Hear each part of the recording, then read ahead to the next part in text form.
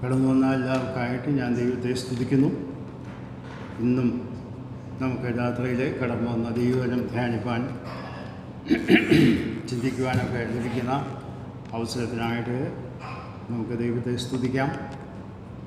നാം അറിയുന്നത് പോലെ ക്രമേണ ഇന്ത്യയിലെ പല സംസ്ഥാനങ്ങളിലും ഈ സ്വാതന്ത്ര്യം നഷ്ടപ്പെട്ടുകൊണ്ടിരിക്കുകയാണ്. ഓരോ ഇലക്ഷൻ ഓരോ സംസ്ഥാനത്ത് കഴിയുമ്പോഴും അവിടെയുള്ള സാഹചര്യങ്ങൾ മാറിക്കൊണ്ടിരിക്കുന്നു എന്ന് നമുക്കറിയാം. നമ്മുടെ തൽക്കാലം സാഹചര്യങ്ങൾക്ക് മാറ്റമില്ലാത്തതുകൊണ്ട് നമുക്ക് സന്തോഷത്തോടെ ഇതുപോലെ കടന്നു വന്ന് ദൈവനെ കേൾക്കാനൊക്കെയുള്ള അവസരമുണ്ട്. അതോർത്ത് നമുക്ക് ദൈവത്തോട് നന്ദിയുള്ളവരായിരിക്കാം. ദൈവന ധ്യാനത്തിനായിട്ട് നമുക്ക് തിരിയാം. യേശു കർത്താവിൻ്റെ ക്രൂശ് എന്ന വിഷയമാണല്ലോ നാം പഠിച്ചുകൊണ്ടിരിക്കുന്നത്.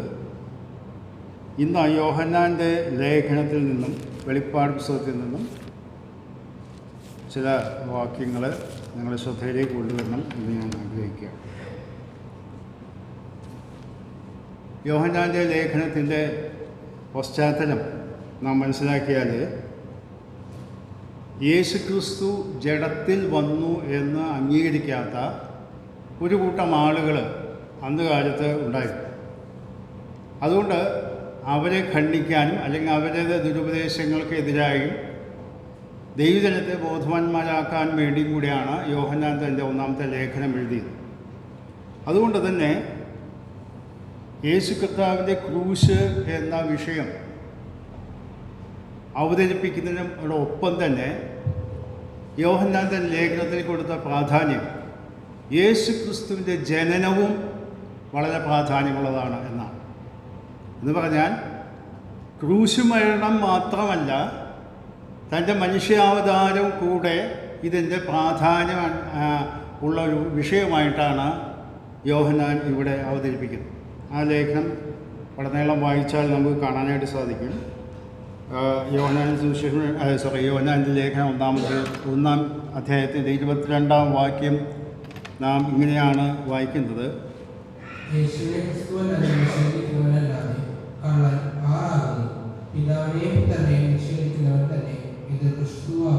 അവിടെ വായിക്കുന്നു യേശുവിനെ ക്രിസ്തുവല്ല എന്ന് നിഷേധിക്കുന്നു. എന്ന് പറഞ്ഞാൽ യേശുവിനെ അംഗീകരിക്കുന്നുണ്ട്, എന്നാൽ യേശു ദൈവപുത്രനായ മശിഹയാണെന്ന് അംഗീകരിക്കാനായിട്ട് സാധ്യമല്ല. ആ ആശയത്തിലാണ് അത് അതിൻ്റെ 4-ാം അധ്യായത്തിൻ്റെയും ആദ്യത്തെ 3 വാക്യങ്ങൾ നമുക്ക് വായിക്കാം. പ്രിയമുള്ളവരെ, കള്ളപ്രവാചകന്മാർ പലരും ലോകത്തിലേക്ക് പുറപ്പെട്ടിരിക്കുകയാൽ ഏതാത്മാവിനെയും വിശ്വസിക്കാതെ ആത്മാക്കൾ ദൈവത്തിൽ നിന്നുള്ളവയോ എന്ന് ശോധന ചെയ്യും. ദൈവാത്മാവിനെ ഇതിനാൽ അറിയാം. യേശു ക്രിസ്തു ജഡത്തിൽ വന്നുവെന്ന് സ്വീകരിക്കുന്ന ആത്മാവൊക്കെയും ദൈവത്തിൽ നിന്നുള്ളത്. യേശുവിനെ സ്വീകരിക്കാത്ത യാതൊരു ആത്മാവും ദൈവത്തിൽ നിന്നുള്ളതല്ല. അത് എതിർ ക്രിസ്തുവിൻ്റെ ആത്മാവ് തന്നെ. അത് വരുമെന്ന് നിങ്ങൾ കേട്ടിട്ടുണ്ടല്ലോ. അത് ഇപ്പോൾ തന്നെ ലോകത്തിലുണ്ട്. അപ്പോൾ ആ 2-ാം വാക്യത്തിൻ്റെ 2-ാമത്തെ ഭാഗത്ത് നമുക്കറിയാം, യേശു ക്രിസ്തു ജഡത്തിൽ വന്നു എന്ന് സ്വീകരിക്കുന്ന ആത്മാവൊക്കെയും ദൈവത്തിൽ. ഇതാണ് യോഹന്നാൻ്റെ ലേഖനത്തിൻ്റെ പ്രധാന പശ്ചാത്തലം. മറ്റു വിഷയങ്ങൾ അവിടെ കൈകാര്യം ചെയ്യുന്നുണ്ട്. അതുകൊണ്ട് യേശു ക്രിസ്തുവിൻ്റെ ജനനം, മനുഷ്യാവതാരം എന്നുള്ളത് ഊന്നൽ കൊടുത്തുകൊണ്ടാണ് ക്രൂശ് മരണത്തിന് കടക്കുന്നതിന് മുമ്പായിട്ട് യോഹന്നാൻ ഇവിടെ അവതരിപ്പിക്കുന്നതായിട്ട് കാണാൻ സാധിക്കും. പാപപരിഹാര ബലിയാണ് ഈ ക്രൂശ് മരണം എന്നുള്ളത് ശരിയാണെങ്കിൽ തന്നെ മനുഷ്യനായിട്ട് ജനിച്ച വ്യക്തിക്ക് മാത്രമേ, ദൈവത്തിന് മാത്രമേ മരിക്കാനായിട്ട് കഴിയുകയുള്ളൂ. അതുകൊണ്ട് യേശു മനുഷ്യപുത്രനായിട്ട് തീരുന്നതിന് മുൻപ് താൻ ദൈവപുത്രനായിരുന്നുവെന്നും ദൈവമായിരുന്നുവെന്നും സ്ഥാപിക്കുന്ന ഒരു ലേഖനം കൂടിയാണ് യോഹന്നാൻ്റെ 1-ാമത്തെ ലേഖനം എന്ന് കാണാൻ സാധിക്കും. അവിടെ നാം ഉദ്ദേശിക്കുന്ന വിഷയങ്ങളോട് ബന്ധപ്പെട്ട് ഒരു വാക്യം നമുക്ക് വായിക്കാം. 3-ാം അധ്യായത്തിൻ്റെ 16-ാം വാക്യം: അവർ നമുക്ക് വേണ്ടി തന്നെ പ്രാണനെ വെച്ചു കൊടുത്തതിനാൽ നാം സ്നേഹം എന്തെന്ന് അറിഞ്ഞിരിക്കുന്നു. നാം സഹോദരന്മാർക്ക് വേണ്ടി പ്രാണനെ വെച്ച് കൊടുക്കേണ്ടതാകുന്നു. അപ്പോൾ ഇവിടെ ക്രൂശ് മരണത്തെക്കുറിച്ച് പറയുന്ന വാക്ക് ശ്രദ്ധിക്കുക. നമുക്ക് വേണ്ടി തൻ്റെ പ്രാണനെ വെച്ചു കൊടുത്തു.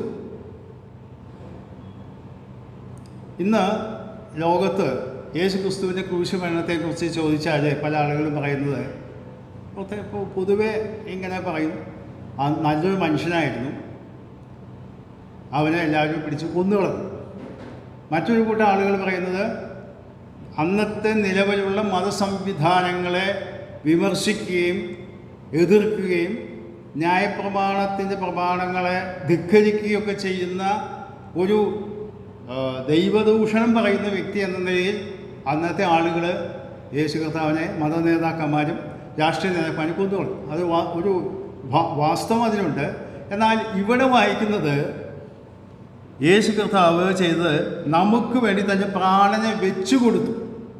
ഈ വാക്ക് വളരെ ശ്രദ്ധേയമായ വാക്കാണ്. എന്ന് പറഞ്ഞാൽ ഒരു വ്യക്തിക്കും തന്നെ ബലമായി പിടിച്ച് തൻ്റെ അനുവാദം കൂടാതെ കൊല്ലാനായിട്ടോ ക്രൂശിക്കാനായിട്ടോ സാധ്യമല്ലായിരുന്നു. പീലാത്തോസ് വിസ്തരിക്കുമ്പോൾ പീലാത്തോസ് വളരെ അവകാശവാദം ചെയ്യുന്നുണ്ട്. നീ എന്തുകൊണ്ടൊന്നും സംസാരിക്കുന്നില്ല, നിന്നെ വിട്ടയപ്പാനും ക്രൂശിപ്പാനും ഒക്കെ എനിക്ക് അധികാരമുണ്ട് എന്ന് പീലാത്തോസ് പറയുമ്പോൾ അതിന് മറുപടി നമുക്കറിയാം. മേലിൽ നിന്ന് കിട്ടിയിട്ടില്ലെങ്കിൽ ഒരു അധികാരവും എൻ്റെ മേലില്ല എന്ന് പറഞ്ഞാൽ പിതാവായ ദൈവം അനുവദിക്കാതെ നിനക്ക് എന്നെ കൊല്ലാനായിട്ട് കഴിയുകയില്ല എന്ന്, അല്ലെങ്കിൽ വിടാനും കഴിയുകയില്ല എന്നുള്ളതാണ്. ഇവിടെ മറ്റൊരു മേഖലയാണ് പറയുന്നത്, താൻ സ്വമേധയാ തൻ്റെ പ്രാണനെ വെച്ചു കൊടുത്തു. ഇതിൻ്റെ 4-ാം അധ്യായത്തിൻ്റെ 9-10 വാക്യങ്ങൾ നമുക്ക് വായിക്കാം. ദൈവം തന്റെ ഏകജാതനായ പുത്രനെ നാം അവനാൽ ജീവിക്കേണ്ടതിന് ലോകത്തിലേക്ക് അയച്ചു എന്നുള്ളതിനാൽ ദൈവത്തിന് നമ്മോടുള്ള സ്നേഹം പ്രത്യക്ഷമായി. നാം ദൈവത്തെ സ്നേഹിച്ചതല്ല, അവൻ നമ്മെ സ്നേഹിച്ചു തന്റെ പുത്രനെ നമ്മുടെ പാപങ്ങൾക്ക് പ്രായശ്ചിത്തമാകുവാൻ അയച്ചത് തന്നെ സാക്ഷാൽ സ്നേഹമാകുന്നു. അപ്പോൾ 9-ാം വാക്യത്തിൽ നാം ശ്രദ്ധിക്കുന്നു, നോക്കുക. ദൈവം തൻ്റെ ഏകജാതനായ പുത്രനെ നാം അവനാൽ ജീവിക്കേണ്ടത് ലോകത്തിലേക്ക് അയച്ചു എന്നുള്ളതിനാൽ ദൈവത്തിന് നമ്മോടുള്ള സ്നേഹം പ്രത്യക്ഷമായി. നാം മറ്റ് പൗലോസിൻ്റെ ലേഖനങ്ങളൊക്കെ വായിക്കുമ്പോൾ ദൈവസ്നേഹം പ്രദർശിപ്പിക്കപ്പെട്ട് കാൽവരി ക്രൂശിലാണ് എന്നാണ് അവിടെ പഠിപ്പിക്കുന്നത്.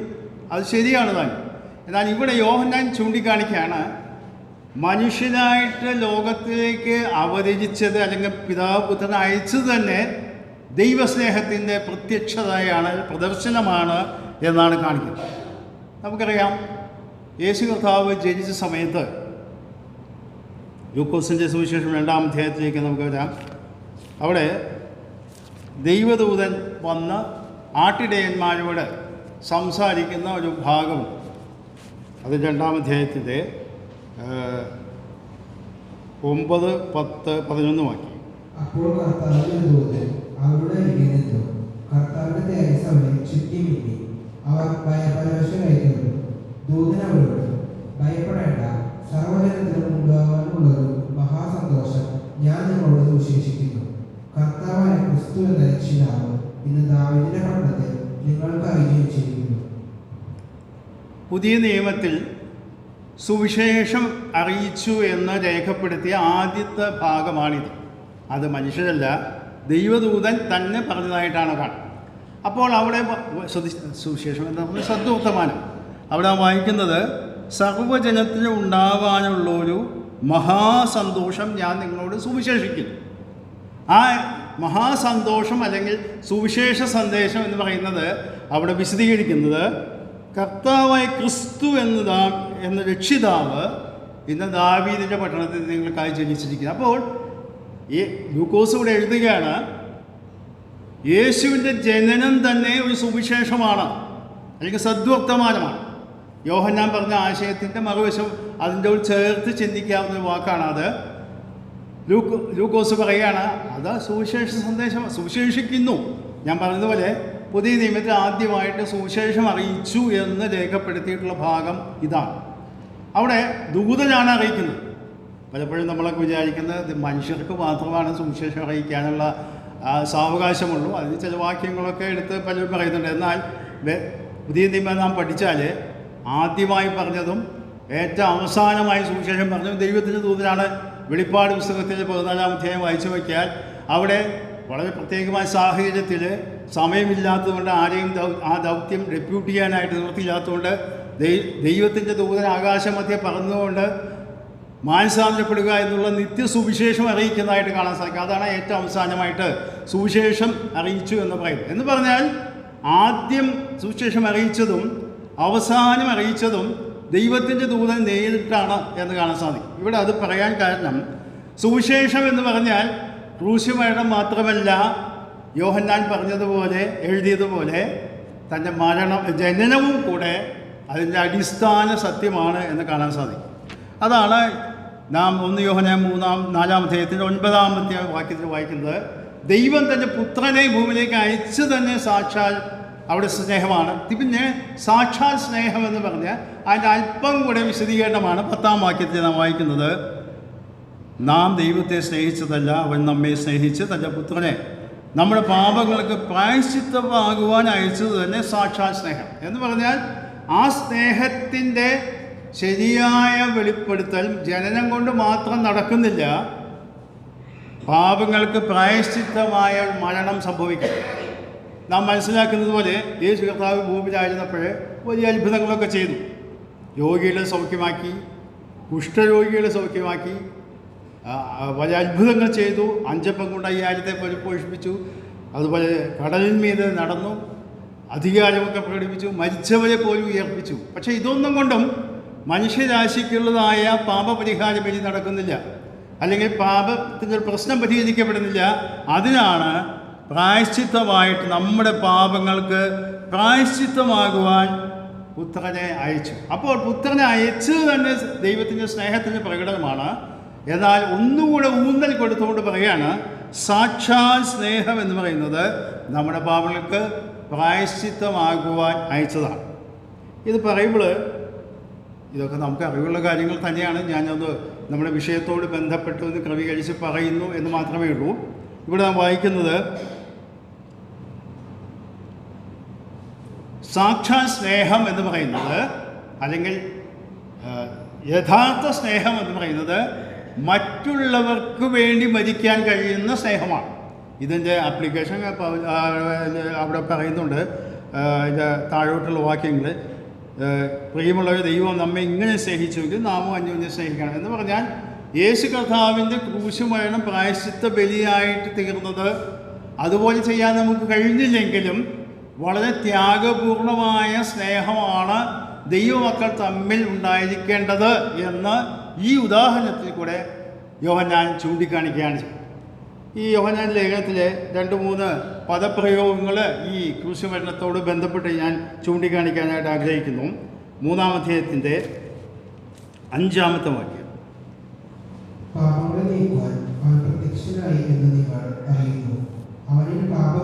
അപ്പോൾ പാപങ്ങളെ നീക്കുവാൻ ദൈവപുത്രൻ പ്രത്യക്ഷനായി എന്ന് പറഞ്ഞാൽ പഴയ നിയമ ആശയം നമുക്കറിയാം. മഹാപാപ പരിഹാര ദിവസത്തിൽ 2 ആടുകളെയാണ് കൊണ്ടുവരുന്നത്. ഒന്നിൻ്റെ മേൽ പാപം ചുമത്തുന്നു, ഒന്നിനെ അയക്കുന്നു. ഈ രണ്ടും ഒരുമിച്ച് ചേർന്ന് കർത്താവിൽ സംഭവിക്കുകയാണ്. യോഹന്നാന്റെ സുവിശേഷം 1-ാം അധ്യായത്തിൽ 29-ാമത്തെ വാക്യം നമുക്ക് ഇതോട് ചേർത്ത് ഒന്ന് വായിക്കാം. അത് നമുക്കിവിടെ പരിചയമുള്ള വാക്യമാണ്. യോഹന്നാൻ സ്നാപകൻ പറയുന്ന വാക്കാണ്.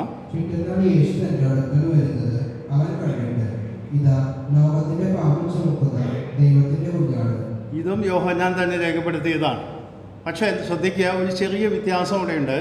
ലോകത്തിൻ്റെ പാപം ചുമക്കുന്ന ദൈവത്തിൻ്റെ കുഞ്ഞാടെന്നാണ് നമ്മുടെ മലയാളം തർജ്ജിമയിൽ വന്നിട്ടുണ്ട്. എന്നാൽ ആ തർജ്ജിമ അല്പം വ്യത്യാസമുണ്ട്. മറ്റ് ഭാഷാന്തരങ്ങളിൽ ഇംഗ്ലീഷിലായാലും വായിച്ചു നോക്കിയാൽ ഈ ലേഖനത്തിൽ പറയുന്ന അതേ വാക്കാണ് ഉപയോഗിച്ചിട്ടുള്ളത്. ലോകത്തിൻ്റെ പാപം നീക്കുന്ന ദൈവത്തിൻ്റെ കുഞ്ഞാട് എന്നാണ് അത് തർജ്ജമ ചെയ്യേണ്ടിയിരുന്നത്. എന്തോ കാരണവശാൽ സത്യവേദ പുസ്തകത്തിലെ തർജ്ജമയിൽ ലോകത്തിൻ്റെ പാപം ചുമക്കുന്ന ദൈവത്തിൻ്റെ കുഞ്ഞാട്. മറ്റ് മലയാളം തർജ്ജമകൾ വായിച്ചു നോക്കിയാൽ POC ആയാലും ഓശാന ആയാലും ആധുനിക വിവർത്തനമായാലും ഒക്കെ പാപം നീക്കുന്ന എന്നുള്ളതാണ്. അതായത് പാപം ചുമന്നുകൊണ്ട് നിൽക്കുന്നു എന്നുള്ള ആശയത്തിൽ മാത്രമല്ല, പാപം ഇങ്ങനെ വേണമെങ്കിൽ നമുക്ക് അത് മനസ്സിലാക്കാം, പാപം ചുമന്ന് നീക്കുന്ന ദൈവത്തിൻ്റെ കുഞ്ഞാണ്. അപ്പോൾ ഈ 2 ആശയങ്ങളും ഇവിടെ യോഹന്നാൻ സ്ഥാപിക്കുകയാണ്. യോഹന്നാൻ ലേഖനത്തിൽ പറഞ്ഞതും സുവിശേഷത്തിൽ പറഞ്ഞ വ്യത്യാസമില്ല. കാരണം സുവിശേഷത്തിൽ പറഞ്ഞത് തർജ്ജമയിൽ വന്ന ഒരു ചെറിയ വ്യതിയാനം മാത്രമാണ്. ശരിയായ ആശയം പാപങ്ങളെ നീക്കുവാൻ തന്നെ എന്ന് പറഞ്ഞതിൻ്റെ അർത്ഥം ഒരു വ്യക്തി രക്ഷിക്കപ്പെട്ട് കഴിഞ്ഞാൽ പിന്നെ ആ വ്യക്തിയിൽ പാപത്തിൻ്റെ യാതൊരു ശിക്ഷാവധിക്ക് യോഗ്യമായ മാലിന്യങ്ങളോ കുറ്റബോധങ്ങളോ, ഞാൻ കഴിഞ്ഞ ദിവസം ഓർപ്പിച്ചതുപോലെ മനസാക്ഷിയിൽ പോലും ഒരു കുറ്റബോധം ഉളവാകത്തക്കവണ്ണം ഉള്ള അവസ്ഥയില്ല. പൂർണ്ണമായി പാപത്തിൻ്റെ മാലിന്യം മുഴുവനായിട്ട് നീക്കിക്കളഞ്ഞു കർത്താവായ യേശു ക്രിസ്തുവിൻ്റെ ക്രൂശമരണത്തിൽ. രണ്ടാമത്തെ പദപ്രയോഗം നമുക്ക് നോക്കാം. 3-ാം അധ്യായത്തിൻ്റെ 8-ാം വാക്യം. പാപം ചെയ്യുന്നവർ പിശാചിന്റെ മകനാകുന്നു. പിശാച് ആദ്യം മുതൽ പാപം ചെയ്യുന്നു. പിശാചിന്റെ പ്രവർത്തികളെ അഴിപ്പാൻ തന്നെ ദൈവപുത്രൻ പ്രത്യക്ഷനായി. അവസാന വാചകമാണ് ഞാൻ എടുക്കാൻ ഉദ്ദേശിക്കുന്നത്. പിശാചിൻ്റെ പ്രവൃത്തികളെ അഴിപ്പാൻ തന്നെ, അഴിപ്പാൻ എന്ന് പറഞ്ഞാൽ നശിപ്പിക്കുവാനാണ്, അല്ലെങ്കിൽ ഇല്ലായ്മ ചെയ്യുവാനാണ് ദൈവപുത്രൻ പ്രത്യക്ഷനായത്. ഇത് ചിലർ പറയുന്നത് തൻ്റെ ഐഹിക ജീവിതകാലത്ത് താൻ ചെയ്ത പല കാര്യങ്ങളും പിശാചിൻ്റെ ബന്ധനം കഴിച്ചിട്ടുണ്ട്. അതൊക്കെ ശരിയാണ്. എന്നാൽ ആത്യന്തികമായിട്ട് പിശാചിൻ്റെ ബന്ധനത്തിൽ കഴിയുന്ന വ്യക്തികൾ എന്ന് പറയുന്നത് മനുഷ്യവർഗം മുഴുവനാണ്. പ്രത്യേക രോഗം സംഭവിച്ചവരോ അല്ലെങ്കിൽ അങ്ങനെയുള്ള ബലഹീനരായ വ്യക്തികളെ മാത്രം ഉദ്ദേശിച്ചല്ല, മനുഷ്യവർഗം മുഴുവൻ പാപികളാണ്. അത് പിശാചിൻ്റെ ബന്ധനത്തിലാണ്. ആ ബന്ധനത്തിൽ നിന്ന് വിടുവിക്കാൻ, അല്ലെങ്കിൽ അവൻ്റെ പ്രവൃത്തികളിൽ നിന്ന് വിടുവിക്കാൻ, അതിൽ നിന്ന് രക്ഷപ്പെടുത്തുവാനായിട്ടാണ് യേശു കർത്താവ് വന്നത്. നമുക്കറിയാം, പല ലേഖനങ്ങളിലും, പൗലോസ് ലേഖനത്തിലായാലും കാണാം, പിതാവിൻ്റെ കൊലോസ് ലേഖനം 1-ാം അധ്യായത്തിൽ 11-ാം വാക്യം നമുക്ക് വളരെ പരിചയമുള്ള വാക്യമാണല്ലോ. വേണമെന്ന് വായിക്കാമത്. കൊലോസ് ലേഖനം 1-ാം അധ്യായം 11-ാം വാക്യം. നമ്മെ പ്രാപ്തന്മാരാക്കുകയും നമ്മെ അധികാരത്തിൽ നിന്ന് വിടുവിച്ച് തന്റെ സ്നേഹസ്വരൂപനായ പുത്രനെ രാജ്യത്തിലാക്കി വയ്ക്കുകയും ചെയ്ത പിതാവിന് സന്തോഷത്തോടെ സ്തോത്രം ചെയ്യുന്നവരാകണം എന്നും അപേക്ഷിക്കുന്നു. അവിടെ വായിക്കുന്നത് ഈജിപ്തിൻ്റെ അധികാരത്തിൽ നിന്ന് വിടുവിച്ചു. അഥവാ പിശാചിൻ്റെ പ്രവൃത്തി എന്ന് പറഞ്ഞത് മനുഷ്യനെ കൈയടക്കി വെച്ചിട്ടുള്ളതാണ്. തന്ത്രപൂർവമായിട്ട് ഹവ്വയെ വീഴ്ത്തിക്കളഞ്ഞു. തുടർന്ന് ആദാമും ആ പാപത്തിൽ കൂട്ടാളിയായി തീർന്നു. ആ നിലയിൽ അവൻ്റെ സന്താന പരമ്പരകളായ മനുഷ്യവർഗം മുഴുവൻ പിശാചിൻ്റെതായ അടിമത്തത്തിന് കീഴിലായി. അതിൽ നിന്ന് വിടുവിക്കാനാണ് യേശു കർത്താവ് ഭൂമിയിലേക്ക് വന്നത്, അഥവാ ക്രൂശമരണം അനുഭവിച്ചത് എന്ന് കാണാൻ സാധിക്കും. 3-ാമത്തെ ഒരു വാക്യം കൂടെ വായിക്കാം. 4-ാം അധ്യായത്തിൻ്റെ 14-ാം വാക്യം. പിതാവ് പുത്രനെ ലോകരക്ഷിതാവായിട്ട് അയച്ചിരിക്കുന്നുവെന്ന് ഞങ്ങൾ കണ്ട് സാക്ഷി പറയുന്നു. ഇവിടെ ഒരു പ്രത്യേക വാക്ക്, ലോകരക്ഷിതാവ് എന്ന് പറഞ്ഞാൽ യേശു കർത്താവ് യഹൂദന്മാർക്ക് മാത്രമായിട്ട് വന്ന വ്യക്തിയല്ല. എന്നാൽ നമുക്കൊരു സംശയം ഉണ്ടാകാം. ഞാൻ ഈ ഭാഗം ചിന്തിച്ചുകൊണ്ടിരുന്നപ്പോൾ എൻ്റെ മനസ്സിലേക്ക് കടന്നു വന്നത്, മത്തായി സുവിശേഷം 1-ാം അധ്യായം ഭാഗം വായിക്കേണ്ട, നമുക്കറിയാവുന്നതാണ്. യോസേഫിനോട് ദൈവദൂതൻ വന്ന് പറയുന്നുണ്ട്, നീ മറിയെ സ്വീകരിക്കാനായിട്ട് ശങ്കിക്കേണ്ട, അവളെ ഉൽപ്പാദിതമായത് പരിശുദ്ധാത്മാവിലാണ്. ഒരു മകൻ ജനിക്കുക, അവന് യേശു എന്ന് പേരിടണം. അടുത്ത വാചകം, അവൻ തൻ്റെ ജനത്തെ അവരുടെ പാപങ്ങളിൽ രക്ഷിക്കാനിരിക്കുന്നതുകൊണ്ട് നീ അവന് യേശു എന്ന് പേരിടണം. അപ്പോൾ യേശു എന്ന് പേരിടുമ്പോൾ അവിടെ പറയുന്ന തൻ്റെ ജനം യഹൂദജനം. അപ്പോൾ അതിൻ്റെ അർത്ഥം മശിഹ പ്രാഥമികമായി പ്രവചനത്തിൻ്റെ പൂർത്തീകരണം എന്ന നിലയിൽ സ്വന്തം ജനത്തിൻ്റെ അടുക്കിലേക്കാണ് കടന്നത്. അതുകൊണ്ടാണ് നമുക്കറിയാം, ശിഷ്യന്മാരെ പറഞ്ഞയക്കുമ്പോഴേ കർത്താവ് പറയുന്നുണ്ട്, നിങ്ങൾ ഇസ്രായേൽ ജനത്തിൻ്റെ അടുക്കിലേക്ക് പോകാവൂ, ജാതികളുടെ അടുക്കിലേക്ക് പോകരുത്, സുവിശേഷം അവിടെയാണ് അറിയിക്കേണ്ടത് എന്നും. മാത്രമല്ല, കനാന്യ സ്ത്രീയുടെ ആ കൊച്ചുമകൾക്ക് വേണ്ടിയിട്ട് ആ സ്ത്രീ വന്ന് അപേക്ഷ കഴിക്കുന്ന സമയത്ത് അവിടെ യഹൂദ സ്ത്രീ അല്ലല്ലോ. കർത്താവ് പറഞ്ഞെന്താ, മക്കളുടെ അപ്പം എടുത്ത് നായ്ക്കുട്ടികൾക്ക് കൊടുക്കാൻ നിർത്തിയില്ല. നീ യഹൂദ ജനത്തിൽപ്പെട്ട ആളല്ല, നിനക്ക് ഇപ്പോൾ എൻ്റെ അനുഗ്രഹം പ്രാപിക്കാൻ സാധ്യമല്ല എന്ന്. അതിൻ്റെ അർത്ഥം ദൈവിക പദ്ധതി എന്ന് പറഞ്ഞത് അബ്രഹാമിനോട് ചെയ്ത വാഗ്ദത്തം അനുസരിച്ച് നിന്നിലൂടെ ലോകത്തിലെ സകല വംശങ്ങളും അനുഗ്രഹിക്കപ്പെടുന്നതായി. അഥവാ ദൈവത്തിൻ്റെ പദ്ധതി ഇസ്രായേൽ ജനത്തിലൂടെ ദൈവരാജ്യം സ്ഥാപിക്കപ്പെട്ട് അവരിലൂടെ ഈ ലോകത്തിലെ എല്ലാവരും അനുഗ്രഹിക്കപ്പെടണം എന്നുള്ളതായി. എന്നാലും യോഹന്നാന്റെ സുവിശേഷത്തിൽ വായിക്കുന്നത് പോലെ 1-ാം അധ്യായത്തിൻ്റെ 11-ാം വാക്യത്തിൽ അവൻ സ്വന്തത്തിലേക്ക് വന്നു, സ്വന്തമായൊരു അവനെ കൈക്കൊണ്ടില്ല, ഞങ്ങൾക്ക് അവനെ വേണ്ട, അവനെ ക്രൂശിക്കുക എന്ന് പറഞ്ഞു. അപ്പോഴാണ് ആ സാർവലൗകികമായ ആ അവസ്ഥ അവിടെ തന്നെ ആരംഭിക്കുന്നത്. അതുകൊണ്ടാണ് യോഹന്നാൻ ഇവിടെ പറയുന്നത് ലോകരക്ഷിതമായിട്ടാണ് കഥാവ്. ഒന്നാം അധ്യായത്തിൻ്റെ 2-ാം വാക്യവും നമുക്ക് പരിചയമുള്ളതാണ്. യോഹന്നാൻ ലേഖനം 2-ന്റെ 2-ാം വാക്യം. അവൻ നമ്മുടെ പാപങ്ങൾക്ക് പ്രായശ്ചിത്തമാകുന്നു, നമ്മുടേതിൽ മാത്രമല്ല സർവ്വലോകത്തിന്റെ പാപത്തിനും തന്നെ. സർവ്വലോകത്തിൻ്റെയും ഇത് തന്നെയാണ് യോഹന്നാൻ സ്നാപകൻ പറഞ്ഞത്. ഇതാ ലോകത്തിൻ്റെ പാപം ചുമക്കുന്ന എന്ന് പറഞ്ഞാൽ ഈ ലോകത്തിൽ ജനിച്ച് ജീവിച്ച് മരിച്ചുപോയ എല്ലാ മനുഷ്യരുടെയും പാപത്തിൻ്റെ പരിഹാരത്തിനാണ് യേശു കർത്താവ് ക്രൂശിൽ മരിച്ചത് എന്ന് കാണാൻ സാധിക്കും. ഞാൻ യോഹന്നാൻ ലേഖനത്തിൻ്റെ ചിന്തകൾ ഇവിടെ നിർത്തട്ടെ. വെളിപ്പാട് പുസ്തകത്തിലേക്ക് നമുക്ക് എടുത്തു വരാം. അവിടെയും ചില വാക്കുകൾ മാത്രമേ എടുത്ത് പറയാനായിട്ട് ഞാൻ ഉദ്ദേശിക്കത്തുള്ളൂ. യോഹന്നാനുണ്ടായ വെളിപ്പാട്, ഞാൻ സാന്ദർഭികമായിട്ടൊരു കാര്യം കൂടി പറയട്ടെ. ഇത് എൻ്റെ വിഷയത്തിൽപ്പെട്ട കാര്യമല്ല, എങ്കിലും എൻ്റെ ശ്രദ്ധയിൽപ്പെട്ടുകൊണ്ട് പറയാം. നമ്മുടെ മലയാളം സത്യവേദ പുസ്തകം തർജ്ജമയിലെ വെളിപ്പാട് എന്നാണ് 2 പാ ആണ് ചേർത്തത്. അത് ഭാഷയിൽ വന്നിട്ടുള്ളൊരു മിസ്റ്റേക്കാണ്. വെളിപ്പാട് ഒറ്റപ്പായേ ഉള്ളൂ. നിങ്ങൾക്ക് ആർക്കും സംശയമുണ്ടെങ്കിൽ മറ്റ് മലയാള തർജ്ജമകളിൽ എടുത്ത് അതിൻ്റെ വായിച്ച് നോക്കിയാൽ വെളിപ്പാട്. ഞാനതിന് സംശയം തീർക്കാൻ വേണ്ടി ഡിക്ഷണറി എടുത്ത് നോക്കി. റെവലേഷൻ എന്ന ഇംഗ്ലീഷ് വാക്കിന് വെളിപ്പാട് അതാണ് കൊടുത്തിട്ടുള്ളത്. വെളിപ്പെടുത്തുക എന്ന് പറയുമ്പോൾ 2 പാ ചേർത്ത് എഴുതിയിട്ടുണ്ട്. ഇത് മലയാളം ഡിക്ഷണറി എടുത്ത് നോക്കിയാലും ഈ കാര്യം വളരെ വ്യക്തമാണ്. ഇത് ഭാഷയിൽ വന്നൊരു മിസ്റ്റേക്കാണ്. പക്ഷേ നമ്മളിത് ആവർത്തിച്ച് പറയുന്ന കാര്യം നമ്മുടെ കയ്യിൽ കിട്ടിയ വേദപുസ്തകത്തിൽ അങ്ങനെയാണല്ലോ പ്രിൻ്റ് ചെയ്തിട്ടുള്ളത്. അതുകൊണ്ട് അത് ഭാഷയിൽ വന്നൊരു മിസ്റ്റേക്കാണ്, അല്ലാതെ ദൈവവചനത്തെ തെറ്റല്ല. വെളിപ്പാട് എന്നാണ് ശരിയായ ഭാഷാ പ്രയോഗം.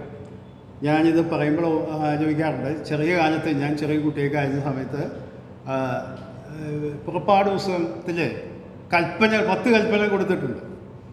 ആ 10 കൽപ്പനകളോട് കൊടുത്ത സമയത്ത് കുല ചെയ്യരുത് എന്നാണ് എഴുതിയിരുന്നത്. നമുക്കറിയാം, കുല എന്ന വാക്കിന് മലയാളം അർത്ഥം നമ്മൾ അവിടെ ഉദ്ദേശിച്ച അർത്ഥമല്ല വാഴക്കൊല എന്നോ അല്ലെങ്കിൽ മറ്റു കൊലകളൊക്കെ. അതുകൊണ്ട് പിന്നീട് ആ വാക്ക് തിരുത്തി കൊല ചെയ്യരുത് എന്നാക്കി തിരുത്തി കച്ചടിച്ചു വന്നു. ഇപ്പം നമ്മളെല്ലാം അങ്ങനെ തന്നെ ഉപയോഗിക്കും. അപ്പോൾ അന്ന് കാലത്ത് ഞാൻ പ്രസംഗിക്കുമ്പോൾ ശ്രദ്ധിക്കാൻ പ്രായമുള്ള ആളുകളൊക്കെ പറയുന്നത് കുല ചെയ്യരുത് ഊന്നി പറയുന്നത് ഞാൻ കേട്ടിട്ടുണ്ട്. എനിക്ക് അറിഞ്ഞുകൂടാ. പിന്നീടാണ് മനസ്സിലാകുന്നത് അത് ഭാഷയിൽ വന്ന ഒരു മിസ്റ്റേക്കാണ്. അത് പിന്നീട് മനസ്സിലാക്കി തിരുത്തി. ഇതുപോലെ തന്നെയാണ് യോഹന്നാനുണ്ടായ വെളിപ്പാട് എന്നേ ഉള്ളൂ. അല്ലെങ്കിൽ വെളിപ്പാട് എന്ന വാക്ക് തെറ്റായ പ്രയോഗമാണ്. അത് ഭാഷയിൽ വന്ന മിസ്റ്റേക്കാണ്. ഞാൻ എൻ്റെ വിഷയത്തിലേക്ക് കിടക്കട്ടെ. 1-ാം അധ്യായത്തിൻ്റെ 5ഉം 6ഉം വാക്യങ്ങൾ വായിക്കാം. 7 ആത്മാക്കളുടെ പക്കൽ നിന്നും വിശ്വസ്ത സാക്ഷിയും മരിച്ചവരുടെ രാജാവിനും ഭൂരാജാക്കന്മാർക്ക് അധിപതിയും ആയ യേശുക്രിസ്തുവിൽ നിന്നും നിങ്ങൾക്ക് കൃപയും സമാധാനവും ഉണ്ടാകട്ടെ.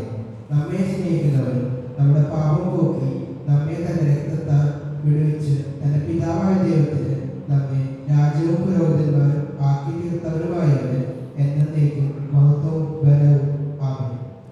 ഈ വേദഭാഗം പലപ്പോഴും നമ്മൾ വായിക്കുകയും ധ്യാനിക്കുകയും പലപ്പോഴും ചിന്തകൾ കേൾക്കുകയൊക്കെ ചെയ്തിട്ടുള്ളതാണ്. കർത്തൃമേശയ്ക്ക് പലപ്പോഴും കേൾക്കുന്നതാണ്.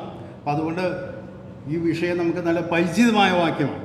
എന്നാൽ അവിടെ 1-2 വാക്കുകൾ മാത്രം ഞാൻ ചൂണ്ടിക്കാണിക്കാൻ ആഗ്രഹിക്കുന്നു. വിശ്വസ്ത സാക്ഷി, മരിച്ചവരിൽ ആദ്യജാതൻ. ഇവിടെ ആദ്യജാതൻ എന്ന വാക്കുകൊണ്ട് ഉദ്ദേശിക്കുന്നത് ആദ്യമായിട്ട് ഉയർത്തെഴുന്നേറ്റ, ആദ്യ ഫലമായിട്ട് ഉയർത്തെഴുന്നേറ്റ വ്യക്തി എന്നാണ്. ഇപ്പോൾ സ്വാഭാവികമായിട്ടും നമ്മുടെ ശ്രദ്ധയിലേക്ക് വരും, ഏലിയാവ് മരിച്ചവരെ ഉയർപ്പിച്ചിട്ടുണ്ട്, ഏലീശ ഉയർപ്പിച്ചിട്ടുണ്ട്, യേശു ക്രിസ്തു തന്നെ 3 പേരെ ഉയർപ്പിച്ചതായിട്ട് രേഖപ്പെടുത്തിയിട്ടുണ്ട്. എന്നാൽ ആ ഉയർത്തെഴുന്നേൽപ്പൊന്നും തന്നെ ദ്രവത്വമില്ലാത്ത അവസ്ഥയിലേക്കുള്ള ഉയർത്തെഴുന്നേൽപ്പല്ല, അദ്രവത്വത്തിലേക്കുള്ള ഉയർത്തെഴുന്നേൽപ്പല്ല. ആ ഉയർത്തെഴുപ്പിച്ച ആൾക്കാരൊക്കെ പിന്നീട് മരിച്ചുപോയി. അതുകൊണ്ട് യേശു ക്രിസ്തുവിൻ്റെ ഉയർത്തെഴുന്നേൽപ്പ് ആദ്യ ഫലം എന്ന് പറയാൻ കാരണം ആ ഉയർത്തെഴുന്നേൽപ്പ് അദ്രവത്വത്തിലേക്കുള്ള ഉയർത്തെഴുന്നേൽപ്പാൽ പിന്നീട് മരിക്കാൻ കഴിയാവുന്ന അവസ്ഥയിൽ ശരീരത്തിലേക്കുള്ള ഉയർത്തെഴുന്നേൽപ്പല്ല. ഭാവി നമുക്കും അങ്ങനെ തന്നെ. 1 Corinthians 15-ാം അധ്യായത്തിലേക്ക് ഒരു വാക്യം ഞങ്ങൾ വായിച്ച് കേൾപ്പിച്ചു തരാം. 1 Corinthians 15-ാം അധ്യായത്തിൻ്റെ 23-ാമത്തെ വാക്യം. ഓരോരുത്തരും താന്താന്റെ നിലയിലത്രേ. ആദ്യഫലം ക്രിസ്തു, പിന്നെ ക്രിസ്തുവിനുള്ളവർ അവന്റെ വരവുണ്ട്, പിന്നെ അവസാനം. മതി. അതിൻ്റെ 42-ാം വാക്യം കൂടി വായിക്കാം. മരിച്ചവരുടെ പുനരുദ്ധാനം അവണ്ണം തന്നെ. ദ്രവത്വത്തിൽ വിതയ്ക്കപ്പെടുന്നു, അദ്രവത്വത്തിൽ ഉയർക്കുന്നു. ഭാവിയിൽ നാമും യേശു ക്രിസ്തുവിൻ്റെ ആ ഉയർത്തെഴുന്നേൽപ്പിന് സമാനമായ ഉയർത്തെഴുന്നേൽപ്പ് ലഭിക്കും. അദ്രവത്വത്തിൽ, അതായത് നശിച്ചു പോകാത്ത ശരീരത്തോടുകൂടെ ഉയർത്തെഴുന്നേൽപ്പ്. ആ ഉയർത്തെഴുന്നേൽപ്പിൽ ആദ്യ ഫലമായിട്ടാണ് യേശു ക്രിസ്തു ഉയർത്തെഴുന്നേറ്റത്. അതുകൊണ്ടാണ് ഇവിടെ പറയുന്നത് ആദ്യ ഫലം, മരിച്ചവരിൽ ആദ്യജാതൻ എന്ന് പറഞ്ഞാൽ അതിൻ്റെ അർത്ഥം ആദ്യ ഫലമായിട്ട് ഉയർത്തെഴുന്നേറ്റത് യേശു ക്രിസ്തുവാണ്. അതിൻ്റെ പിന്നാലെയാണ്, നമുക്കതിൻ്റെ അടിസ്ഥാനത്തിലാണ് നമുക്കും ഉയർത്തെഴുന്നേൽക്കുമ്പോൾ, മരിച്ച് അടക്കപ്പെട്ട് ഉയർത്തെഴുന്നേൽക്കുമ്പോൾ കർത്താവ് വരുവാൻ താമസിച്ചാൽ നമ്മളൊക്കെ മരണം വഴി മാറ്റപ്പെടേണ്ടതാണല്ലോ. അപ്പോൾ ഉയർത്തെഴുന്നേൽക്കുമ്പോൾ ഇതുപോലെയുള്ള അദ്രവത്വമുള്ള ഒരു ശരീരം നമുക്ക് ലഭ്യമാകും. അതിൻ്റെ ആദ്യ ഫലമായിട്ടാണ്, ആദ്യജാതനായിട്ടാണ് യേശു ക്രിസ്തു മരിച്ചവരിൽ നിന്ന് ഉയർത്തെഴുന്നത്. രണ്ടാമത്തെ ഭാഗത്തേക്ക് നമുക്ക് കിടക്കാം. നമ്മെ സ്നേഹിക്കുന്നവനും നമ്മുടെ പാപം പോക്കി നമ്മെ തന്നെ രക്തത്താൽ വിടുവിച്ചു. ഇവിടെ രക്തത്താൽ വിടുവിച്ചു എന്ന് പറഞ്ഞാൽ തൻ്റെ മരണത്താൽ വിടുവിച്ചു എന്ന് തന്നെയാണ് അതിൻ്റെ അർത്ഥം.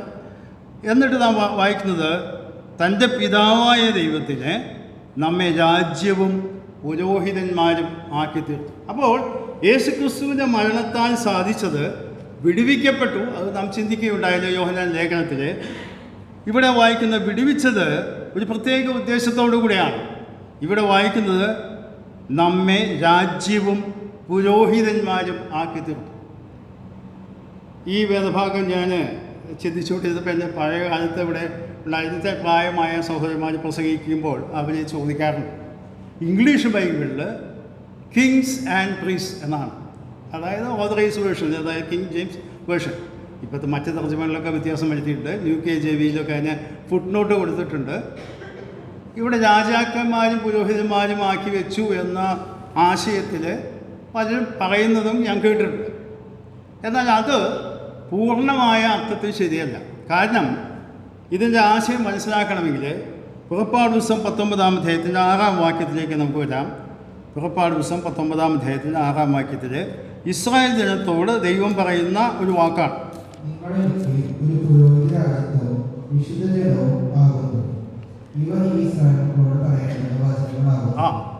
ഇസ്രായേൽ മക്കളോട് പറയുകയാണ്. അവരെ വിടുവിച്ച് ഇസ്രായേലിൽ നിന്ന് വിടുവിച്ച് കൊണ്ടുവരുമ്പോൾ ഇതിൻ്റെ ചരിത്ര പശ്ചാത്തലം വിവരിക്കണമെങ്കിൽ അല്പസമയം വേണം. അത് മുഴുവൻ വിവരിക്കാൻ നിവൃത്തിയില്ല, സമയം ഞാൻ എടുക്കുന്നില്ല.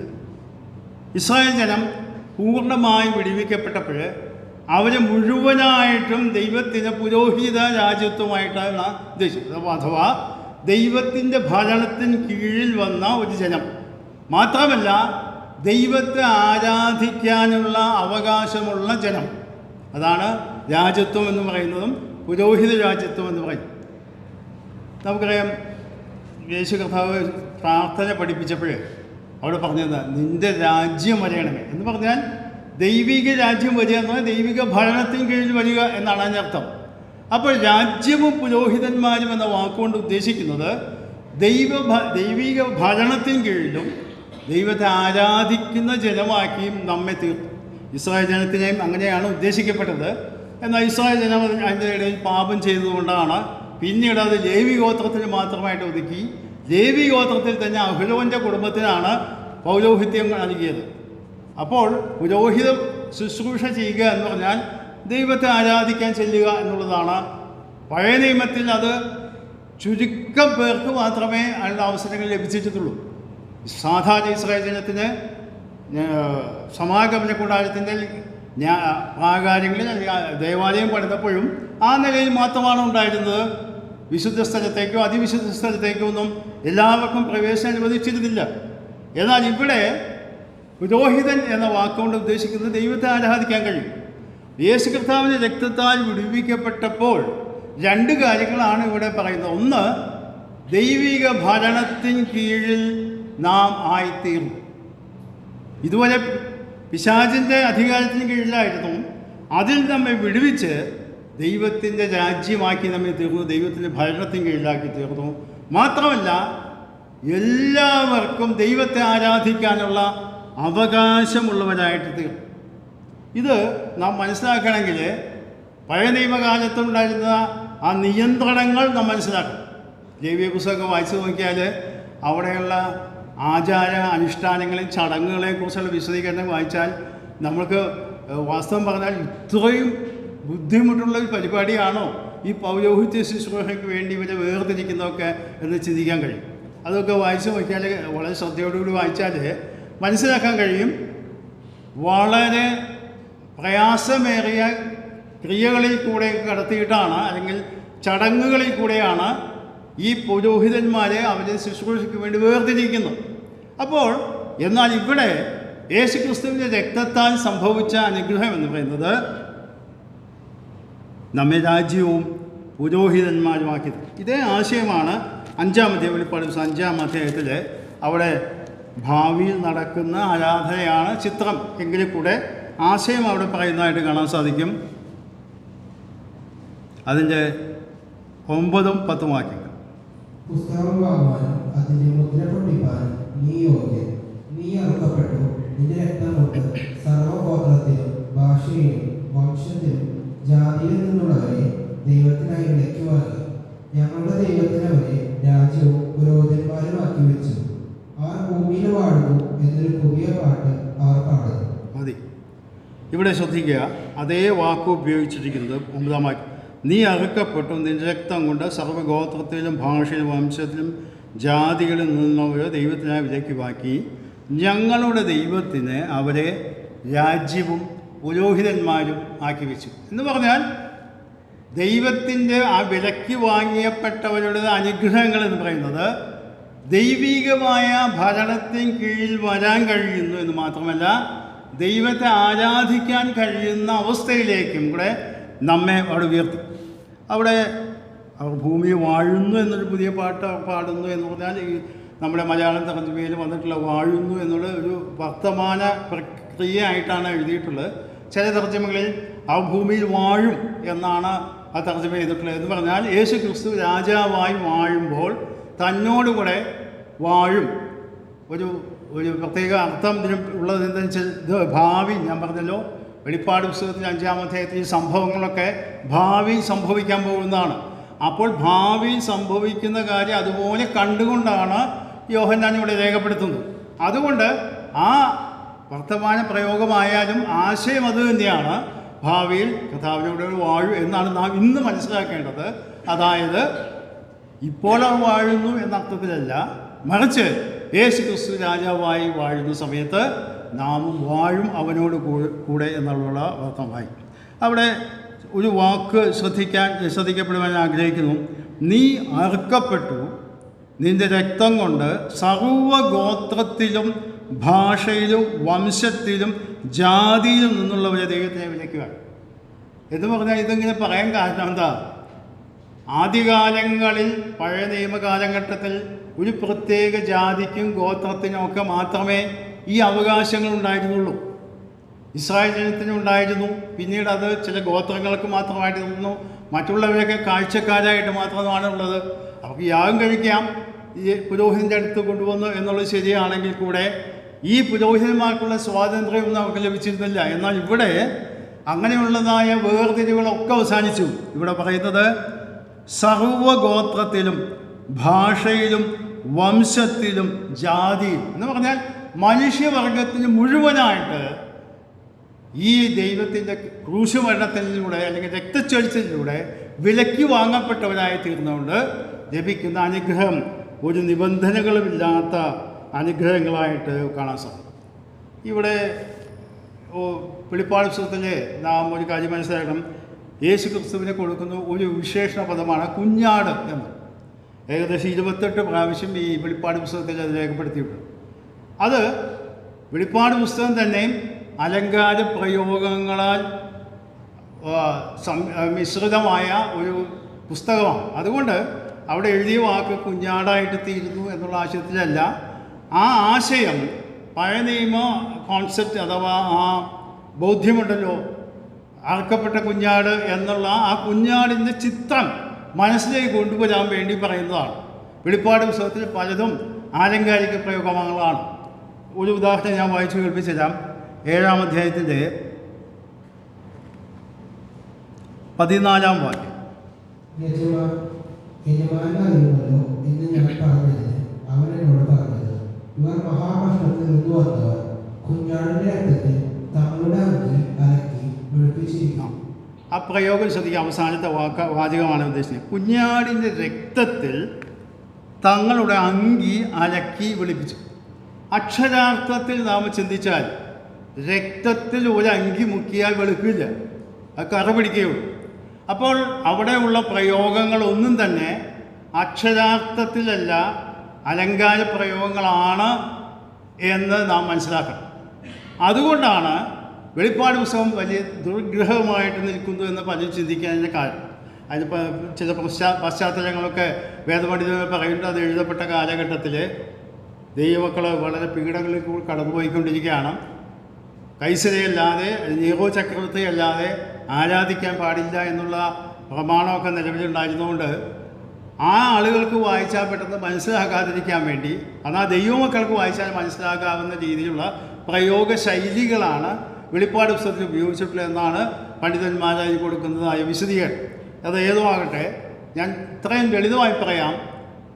ഈ വെളിപ്പാട് പുസ്തകത്തിൽ പ്രധാനമായിട്ടും ഉപയോഗിക്കുന്ന എല്ലാ ആശയങ്ങളും അലങ്കാര ഭാഷയിലുള്ളതായ വിശദീകരണങ്ങളാണ്. അതുകൊണ്ട് അത് ശരിയായ അർത്ഥം നമ്മൾ മനസ്സിലാക്കി എടുക്കണം. ഇപ്പം ഞാൻ പറഞ്ഞതുപോലെ രക്തത്തിൽ കഴുകിയാൽ ഒരു വസ്ത്രവും വെളുക്കില്ല, നമുക്കറിയാം. നാം അത് ചിന്തിക്കാതെയാണ് ചിലപ്പോഴൊക്കെ പൊതുവേദികളിലൊക്കെ പ്രസംഗിക്കുന്നത്. പൊതുവേദികളിൽ പരസ്യ രോഗങ്ങളിലൊക്കെ പ്രസംഗിച്ചാൽ അവർക്കിതൊന്നും മനസ്സിലാക്കാൻ പോകുന്നില്ല. അപ്പോൾ നിങ്ങളുടെ അങ്കികളൊക്കെ രക്തത്തിൽ വെളുപ്പിക്കണം, രക്താംബരം പോലെ പോലെ ആയിരുന്നാലും ഹിമം പോലെ വെളുക്കും എന്നൊക്കെ പറയുമ്പോൾ അവർക്കൊന്നും ഈ ആശയം മനസ്സിലാകാനായിട്ട് സാധ്യമല്ല.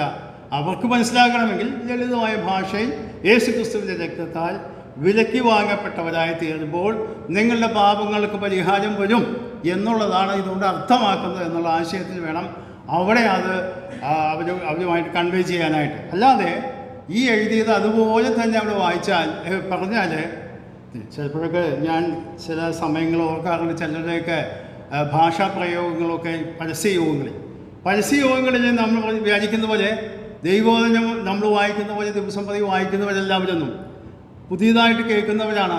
അവർക്ക് ആശയങ്ങൾ മനസ്സിലാകണമെങ്കിൽ ലളിതമായ ഭാഷയിൽ തെളിവായി പറഞ്ഞാൽ മാത്രമേ മനസ്സിലാക്കൂ. എന്നാൽ വിശ്വാസികളായി നമുക്കിത് വായിച്ചാൽ നമുക്കതിൻ്റെ ആശയം മനസ്സിലാക്കും. ഞാൻ മുമ്പോട്ട് പെട്ടെന്ന് പോകട്ടെ. എബ്രായ ലേഖനത്തിലുള്ളതായ ചില ആശയങ്ങൾ കൂടെ പറഞ്ഞ് ഇന്നത്തെ ക്ലാസ് നിർത്തണം എന്ന് ഞാൻ വിചാരിക്കാം. എബ്രായ ലേഖനം കഴിഞ്ഞ നാളുകളിൽ ഇവിടെ വിശദമായി പഠിപ്പിക്കപ്പെട്ടതാണ് എന്ന് നമുക്കറിയാം. അതുകൊണ്ട് തന്നെ എല്ലാ ഭാഗങ്ങളിലേക്കും കടക്കാനായിട്ട് ഞാൻ ആഗ്രഹിക്കുന്നില്ല. എൻ്റെ വിഷയത്തോട് ബന്ധപ്പെട്ട് ചില കാര്യങ്ങൾ മാത്രം പറയാം. എബ്രായ ലേഖനം നമുക്കറിയാം പഴയ നിയമത്തിലെ ചടങ്ങുകളെയും ആചാരങ്ങളെയും ഒക്കെ പുതിയ നിയമ ഭാഷ്യത്തിൽ വിശദീകരിക്കുന്നതായ പുസ്തകമാണ്. അഥവാ അതൊക്കെ നിഴലായിരുന്നു, ഇതാണ് പൊരുൾ എന്നുള്ള ആശയത്തിലാണ് വെളിവാക്കുക. അതിന് പല വാക്കുകൾ നമുക്ക് അറിയാം. 1-2 വാക്കുകൾ മാത്രം ഞാൻ വായിച്ചിട്ട് ആ കാര്യം വെളിപ്പെടുത്താം എന്ന് വിചാരിക്കുന്നു. അതിൻ്റെ ഇബ്രാഹിം 9-ാം അധ്യായത്തിൻ്റെ 10-ാം വാക്യം. അവഭക്ഷ്യങ്ങൾ, പാനീയങ്ങൾ, വിവിധ സ്നാനങ്ങൾ എന്നിവയോടുകൂടി ഗുണീകരണ കാലത്തോളം ചുമത്തിയിരിക്കുന്ന ജനിക നിയമങ്ങളെ. ഇനി അതിൻ്റെ 10-ാം അധ്യായത്തിൻ്റെ 9-ാമത്തെ വാക്യം. എന്നിങ്ങനെ പറഞ്ഞ ശേഷം ഇതാ ഞാൻ നിന്റെ ഇഷ്ടം ചെയ്യുവാൻ വരുന്നു എന്ന് പറഞ്ഞുകൊണ്ട് അവൻ 2-ാമത്തേതിനെ സ്ഥാപിക്കാൻ 1-ാമത്തേതിനെ 10-ാം അധ്യായത്തിൻ്റെ 9-ാം വാക്യമല്ലേ വായിക്കുന്നത്? 10-9. അത് അതിൻ്റെ 2-ാമത്തെ ഭാഗം. അവൻ 2-ാമത്തേതിനെ സ്ഥാപിപ്പാൻ 1-ാമത്തേതിനെ നീക്കിക്കളയും. ഏതെയാ 1-ാമത്തേത്? പ്രമാണങ്ങളെ നീക്കിക്കളഞ്ഞുകൊണ്ട്, അല്ലെങ്കിൽ പഴയ നിയമത്തെ മാറ്റിക്കളഞ്ഞുകൊണ്ട് പുതിയ നിയമം സ്ഥാപിക്കുന്നു എന്നാണ് പറഞ്ഞതിൻ്റെ അർത്ഥം. എന്നിട്ട് 9-ാം അധ്യായത്തിൻ്റെ 10-ാം വാക്യം വായിക്കുക. അവ ഭക്ഷ്യങ്ങൾ, പാനീയങ്ങൾ, വിവിധ സ്നാനങ്ങൾ എന്നിവയോടുകൂടെ ഗുണീകരണകാലത്തോടുകൂടി. ഇതാണ് നമ്മുടെ മലയാള തർജ്ജമയിൽ വന്നിട്ടുള്ള വാക്ക്, ഗുണീകരണകാലം. അത് ശരിയായ അർത്ഥം പുതിയ ക്രമം വരുന്നത് പോലെ, അല്ലെങ്കിൽ നവീകരണ കാലം വരുന്നത് വരെ ഉള്ളതായ സംവിധാനങ്ങൾ മാത്രമായിരുന്നു എന്നാണ് ഇവിടെ ചൂണ്ടിക്കാട്ടി. ഇപ്പോഴും ചില ആളുകളൊക്കെ പഴയ നിയമ ആശയങ്ങളൊക്കെ എടുത്ത് വളരെ വിശദമായി പഠിപ്പിക്കുകയും അത് വ്യാഖ്യാനിക്കുകയും ചെയ്യുന്നുണ്ട്. അത് രസകരമായ രീതിയിലൊക്കെ അവതരിപ്പിക്കാറുണ്ട്. എന്നാൽ ഞാൻ വ്യക്തിപരമായിട്ട് അത് താല്പര്യപ്പെടുന്ന ആളല്ല. കാരണം പൊരുൾ വന്നു കഴിഞ്ഞിരുന്നു, നിഴലൊക്കെ മാറ്റപ്പെട്ട് കഴിഞ്ഞു. ഈ പുതിയ നിയമത്തിലെ സത്യങ്ങൾ തന്നെ വ്യക്തമായി പഠിപ്പിക്കാൻ ആവശ്യമുള്ളത് പഠിപ്പിക്കാതെ പഴയ നിയമ സങ്കേതങ്ങളെ, അലങ്കാര പ്രയോഗങ്ങളെ വിശദീകരിക്കുന്നതിനേക്കാൾ വ്യക്തമായി തെളിയിക്കപ്പെട്ടതായ, എഴുതപ്പെട്ട, നമുക്ക് മനസ്സിലാകാവുന്ന പുതിയ നിയമ സത്യങ്ങളെ പഠിപ്പിക്കാൻ ആവശ്യമുള്ളപ്പോൾ നാം പിന്നെയും പഴയ നിയമത്തിലെ ആ ആശയങ്ങളും ആചാരങ്ങളൊക്കെ വിശദീകരിക്കാനും പഠിപ്പിക്കാനും നിൽക്കുന്നതിന് ആവശ്യമുണ്ടോ? ഞാൻ എൻ്റെ സ്വന്തം അഭിപ്രായം ഞാൻ പറഞ്ഞതാണ്. ഇവിടെ പറയുന്നത് ഇതൊക്കെ ഗുണീകരണ കാലത്തോളം അല്ലെങ്കിൽ പുതിയ ക്രമം വരുന്നത് വരെ നൽകപ്പെട്ടതാണ്. അതിനുശേഷം അത് കാലഹരണപ്പെട്ടു പോയി. അതാണ് എൻ്റെ വാക്കിൻ്റെ അർത്ഥം. നമുക്കറിയാം പല നിയമങ്ങൾ, ഞാനൊക്കെ സർക്കാർ ജോലിയിൽ ഉണ്ടായിരുന്നപ്പോൾ ഒരു ഓർഡർ ഇറങ്ങുമ്പോൾ അതിൻ്റെ അടിയിലെഴുതും ഇതിനു മുമ്പുണ്ടായിരുന്ന ആ നിയമം ഇതോടുകൂടി അവസാനിച്ചു. അപ്പോൾ സൂപ്പർസീഡിയ എന്നാണ് ആ വാക്ക് സൂപ്പർസെഷൻ ഓഫ് എന്ന് പറഞ്ഞിട്ടാണ് തുടങ്ങുന്നത്. എന്ന് പറഞ്ഞാൽ പഴയതിൻ്റെ ഇത് കാലഹരണപ്പെട്ടു, അതുവരെ മാത്രമേ അതിന് പ്രസക്തിയുള്ളൂ. അപ്പോൾ പഴയ നിയമ ഈ കാര്യങ്ങളൊക്കെ നൽകപ്പെട്ടത് ഈ പുതിയ നിയമ കാര്യം വെളിപ്പെട്ട് കഴിഞ്ഞപ്പോൾ പ്രസക്തി നഷ്ടപ്പെട്ടു. എന്ന് പറഞ്ഞാൽ അതൊക്കെ ഇവിടെ പൊരുളായി നിവർത്തീകരിക്കപ്പെട്ട് കഴിഞ്ഞു. അത് എബ്രായലേഖനം പൊതുവായി പഠിപ്പിക്കുന്ന ചില ആശയങ്ങളാണ്. എന്നാൽ ഇതിൽ ഞാൻ എൻ്റെ വിഷയത്തോട് ബന്ധപ്പെട്ട് ഞാൻ പറയട്ടെ. അതിൻ്റെ 1-ാം അധ്യായത്തിൻ്റെ 3-ാം വാക്യം നമുക്ക് വായിക്കാം. അവനവന്റെ തേജസ്സിന്റെ പ്രഭയും തത്വത്തിന്റെ മുദ്രയും സർവത്തെയും തന്റെ ശക്തിയുള്ള വചനത്താൽ വഹിക്കുന്നവനുമാകൊണ്ട് പാപങ്ങൾക്ക് പരിഹാരം ഉണ്ടാക്കിയ ശേഷം ഉയരത്തിൽ മഹിമയുടെ വലത്തുഭാഗത്തിരിക്കുകയും. മതി, അവിടുത്തെ ആ ആശയം എടുക്കാനാണ് ഞാൻ വായിച്ചത്. പാപങ്ങൾക്ക് പരിഹാരം ഉണ്ടാക്കിയ ശേഷം.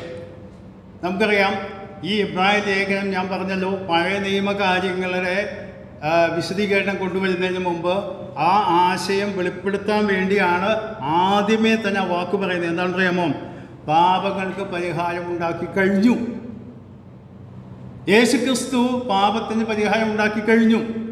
ഇനി ഒരു യാഗവും നടത്താൻ ആവശ്യമില്ലാത്തവനും പൂർണ്ണമായി തന്നെ പ്രവൃത്തി സമാപിച്ച് ഇപ്പോൾ ഉയരത്തിൽ മഹിമയുടെ വലത്ത് ഭാഗത്ത് ഇരിക്കുകയാണ്. അതിന് കാര്യങ്ങളൊക്കെ താഴോട്ട് വായിക്കുന്നുണ്ട്. സകലം ആ ദൈവിക സംവിധാനങ്ങൾ പൂർത്തീകരിക്കുന്നത് വരെ അവിടെ ഇരിക്കുകയാണ്. അപ്പോൾ ഈ പുസ്തകത്തിൻ്റെ വിഷയത്തിൻ്റെ ആശയം തന്നെ ആദ്യമേ അവതരിപ്പിക്കുന്നത് പാപങ്ങൾക്ക് പരിഹാരം ഉണ്ടാക്കിയ ശേഷം എന്ന് പറഞ്ഞാൽ പാപങ്ങൾക്ക് പരിഹാരം വന്നു കഴിഞ്ഞു. ഇനി ഒരു യാഗത്തിനോ പാപപരിഹാരം ബലിക്കോ ഒരു സ്ഥാനവും ഇല്ല. ഇനി ഒന്നും നിവർത്തിക്കാനും ആവശ്യമില്ലാതെ വേണം പൂർണ്ണമായി കഴിഞ്ഞു എന്നാണ് ഇവിടെ 1-ാം അധ്യായത്തിൻ്റെ 3-ാം വാക്യത്തിൽ നാം വായിച്ചത്. അതിൻ്റെ 2-ാം അധ്യായത്തിൻ്റെ 17-ാമത്തെ വാക്യം. അതുകൊണ്ട് ജനത്തിന്റെ പാപങ്ങൾക്ക് പ്രായശ്ചിത്തം വരുത്തുവാൻ അവൻ കരുണയുള്ളവനും ദൈവകാര്യത്തിൽ വിശ്വസ്ത മഹാപുരോഹിതനുമാകേണ്ടതിന് സകലത്തിലും തന്റെ സഹോദരന്മാരോട് സദൃശനായി തീരുവാൻ ആവശ്യമായിരുന്നു. മതി. ഇവിടെ വായിക്കുന്നത് ജനത്തിൻ്റെ പാപങ്ങൾക്ക് പ്രായശ്ചിത്തം വരുത്തുവാൻ അവൻ കരുണയുള്ളവനും ദൈവകാര്യത്തിൽ വിശ്വസ്ത മഹാപുരോഹിതനും ആകണം. അപ്പോൾ യേശു കർത്താവ് മഹാപുരോഹിതനായി തീർന്നു എന്ന് ഇവിടെ വായിക്കും. ഇതിന് പിന്നീടുള്ള അധ്യായങ്ങളൊക്കെ ഇവിടെ വിശദമായി നമ്മൾ പഠിച്ചതാണ് അതൊക്കെ. അതുകൊണ്ട് ഞാൻ പറഞ്ഞു പോവുകയാണ്. അതിൻ്റെ മറ്റുള്ള അധ്യായങ്ങളിൽ അത് കാണാൻ സാധിക്കും. യേശു കർത്താവ് ജനിച്ചത് യഹൂദ ഗോത്രത്തിലാണ്. യഹൂദ ഗോത്രത്തിലുള്ള ആരോടും പൗരോഹിത്യത്തെക്കുറിച്ച് പറഞ്ഞിട്ടില്ല. എന്നാൽ മൽക്കീസേദക്കിൻ്റെ ക്രമപ്രകാരമുള്ള ഒരു പൗരോഹിത്യത്തിലേക്ക് വന്ന് ആദ്യം അവസാനമില്ലാത്ത അല്ലെങ്കിൽ വംശാവലിക്കനുസരിച്ചുള്ള ഒരു പൗരോഹിത്യത്തിൻ്റെ അടിസ്ഥാനത്തിലല്ല യേശു ക്രിസ്തു എന്ന മഹാപുരോഹിതനായിട്ട് വാഴുന്നത്. താൻ പാപങ്ങൾക്ക് പൂർണ്ണ പരിഹാരം വരുത്തി ഇന്ന് താൻ പൗരോഹിത്യ ശുശ്രൂഷ ചെയ്തുകൊണ്ട് ദൈവസന്നിധിയിൽ നമുക്ക് വേണ്ടി പക്ഷപാതം ചെയ്യുന്നു എന്നുള്ളതാണ് ആ പറഞ്ഞ വാക്കിൻ്റെ ആശയം എന്ന് പറയും. 7-ാം അധ്യായത്തിൻ്റെ 9-ാം അധ്യായത്തിൻ്റെ 27-ാമത്തെ വാക്യം. ഒരിക്കൽ പിന്നെ ന്യായവിധി മനുഷ്യർക്ക് നിയമിച്ചിരിക്കുകയാൽ ക്രിസ്തുവും അങ്ങനെ തന്നെ അനേകരുടെ പാപങ്ങളെ ചുമപ്പാൻ ഒരിക്കൽ അർപ്പിക്കപ്പെട്ടു.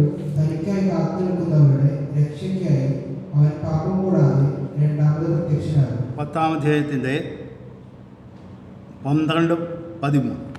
യേശു പാപങ്ങൾക്ക് വേണ്ടി ഏകയാഗം കഴിച്ചിട്ട് എന്നേക്കും ദൈവത്തിന്റെ വലത്ത് ഭാഗത്ത് ഇരുന്നു കൊണ്ട് തന്റെ ശത്രുക്കൾ തന്റെ പാപപീഠമാകുവോളം കാത്തിരിക്കുന്നു. ഈ രണ്ട് ഭാഗങ്ങളും ചേർത്ത് നാം ചിന്തിക്കുമ്പോൾ നമുക്ക് കാണാൻ സാധിക്കുന്നത്, അനേകരുടെ പാപങ്ങൾ ചുമന്ന് ഒരിക്കൽ അർപ്പിക്കപ്പെട്ടു. ഇനി ഇപ്പോൾ എന്തിനാ കർത്താവ് കാത്തിരിക്കുന്നത്? പാപങ്ങൾക്ക് വേണ്ടി ഏകയാഗം കഴിച്ചിട്ട് എന്നേക്കും ദൈവത്തിൻ്റെ വലത്ത് ഭാഗത്ത് ഇരുന്നുകൊണ്ട് തൻ്റെ ശത്രുക്കൾ തൻ്റെ പാദപീഠം ആകുവോളം കാത്തിരിക്കുക.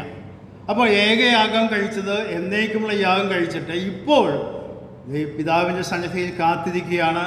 ദൈവത്തിൻ്റെ സമയം പൂർണ്ണമായി വരുന്നതുവരെ ഇനിയും രക്ഷിക്കപ്പെട്ട് ദൈവമക്കളായി തീരുവാനും മാത്രമല്ല, ഇപ്പോൾ രക്ഷിക്കപ്പെട്ടവർ തന്നെ ദൈവത്തിൻ്റെ സന്നിധിയിൽ വിശുദ്ധരും നിഷ്കളങ്കരുമായി നിലനിൽക്കാൻ തക്കവണ്ണം പാപത്തിൻ്റെ മാലിന്യങ്ങളിൽ പെടുമ്പോൾ അവർക്ക് വേണ്ടി പക്ഷപാതം ചെയ്യുന്നവനായിട്ട് ജീവിക്കുവാനായിട്ട് യേശു ദൈവസന്നിധിയിൽ പിതാവിൻ്റെ സന്നിധിയിൽ കാത്തിരിക്കുക. അപ്പോൾ രണ്ട് കാര്യങ്ങളാണ് അവിടെ പറയുന്നത്. ഒന്ന്, തൻ്റെ ശത്രുക്കൾ പാദപീഠമാകുമ്പോൾ, ഇത് പഴയ നിയമത്തിലുള്ളൊരു ഉദ്ധരണിയാണ്, അതെടുത്ത് വായിക്കാനല്ല ഞാൻ ഇപ്പോൾ ഈ ഭാഗം പറഞ്ഞത്. രണ്ടാമത്തത്, നമ്മെ സംബന്ധിച്ചിടത്തോളം ഈ ലോകത്ത് നാം ജീവിക്കുമ്പോൾ വരുന്നതായ പാപങ്ങളും പ്രശ്നങ്ങളൊക്കെ നമ്മെ ദൈവസന്നിധിയിൽ കുറ്റം ചുമത്തുന്ന ഒരു അപവാദിയുണ്ട്, നമുക്കറിയാം, പിശാചാണത്. എന്നാൽ യേശു കർത്താവിൻ്റെ പൗരോഹിത്യ ശുശ്രൂഷ എന്ന് പറഞ്ഞ മധ്യസ്ഥ ശുശ്രൂഷ നമുക്ക് വേണ്ടി പക്ഷപാതം ചെയ്തുകൊണ്ട് നമ്മെ നിലനിർത്തി മുൻപോട്ടോട്ട് പോകും. അപ്പോൾ നാം പാപം ചെയ്യുമ്പോൾ, നമ്മൾക്ക് തെറ്റുപറ്റുമ്പോൾ, നമ്മുടെ മനസാക്ഷി ദൈവവചനത്തിൻ്റെതായ ആ സത്യങ്ങളെ ദൈവത്തിൻ്റെ പരിശുദ്ധാത്മ ബോധ്യപ്പെടുത്തി തിരുത്തൽ പ്രാപിക്കുമ്പോൾ ദൈവസന്നിധിയിൽ നമുക്ക് വേണ്ടി പക്ഷപാതം ചെയ്യുന്ന മഹാപുരുഷൻ ഇന്ന് കർത്താവ് നിൽക്കുക. അപ്പോൾ അതുകൊണ്ടാണ് നാം വായിച്ചത്, ഇനി കർത്താവ് വരുന്നത് ഇവിടെ വായിക്കുന്നത് എന്തിനാ?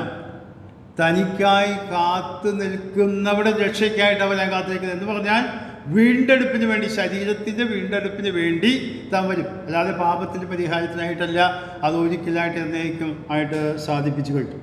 എബ്രായലേഖനത്തിലെ 7-ാം അധ്യായത്തിൽ 25-ാം വാക്യം കൂടെ വായിച്ച് ഞാൻ ചിന്ത അവസാനിപ്പിക്കട്ടെ. അതുകൊണ്ട് താൻ മുഖാന്തരമായി ദൈവത്തോട് അടുക്കുന്നവർക്ക് വേണ്ടി പക്ഷപാതം ചെയ്യാൻ സദാ ജീവിച്ചിരിക്കുന്നവനാകയാൽ അവനെ പൂർണ്ണമായി രക്ഷിക്കാൻ അവൻ പ്രാപ്തനാകും. ചിലരൊക്കെ പഠിക്കുകയും മനസ്സിലാക്കിയ രക്ഷ നഷ്ടപ്പെട്ടു പോകാം എന്ന് പഠിപ്പിക്കുന്ന ചില വിഭാഗങ്ങളുണ്ട്. എന്നാൽ ഇവിടെ ശ്രദ്ധിക്കുക, ഇവിടെ കർത്താവ് പറയുന്നത് ദൈവിക വ്യവസ്ഥ അനുസരിച്ച് യേശു കർത്താവിൻ്റെ ക്രൂശുമരണത്തിൽ യഥാർത്ഥമായി രക്ഷിക്കപ്പെട്ട് ദൈവമക്കളായി തീർന്ന പരിശുദ്ധാത്മാവിന് അധിവാസം ലഭിച്ച വ്യക്തികൾ പാപത്തിൽ വീണുപോയാലും അവരെ തിരുത്തുവാനും ബാലശിക്ഷ കൊടുത്ത് ദൈവസന്നിധിയെ കൊണ്ടുവരുവാനും ദൈവം ശ്രമിക്കുന്നു.